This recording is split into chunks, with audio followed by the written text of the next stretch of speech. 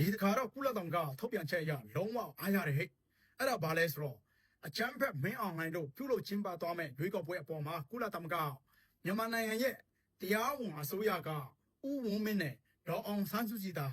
ဖြစ်ကြောင်းထုတ်ပြန်ခဲ့ပါတယ်ကဲဖတ်ကြည့်အောင်ဗျာ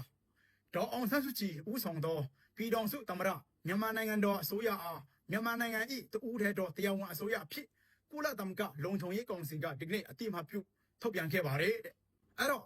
2021ခုနှစ်မြန်မာနိုင်ငံတွင်နိုင်ငံရေးပြန်ပေးဆွဲမှုနဲ့အာကာလုတ်ရရန်ကြံစည်မှုနဲ့ပတ်သက်ပြီး2025ခုနှစ်အောက်တိုဘာလ19ရက်နေ့မြန်မာနိုင်ငံကနယူးယောက်မြို့ရှိကုလသမဂ္ဂဌာနချုပ်တွင်ကျင်းပသောလုံခြုံရေးကောင်စီအစည်းအဝေးတွင်ကုလသမဂ္ဂဆိုင်ရာမြန်မာအမြဲတမ်းကိုယ်စားလှယ်တာအမတ်ကြီးဦးကျော်မိုးထွန်းကတင်ပြခဲ့သည်တဲ့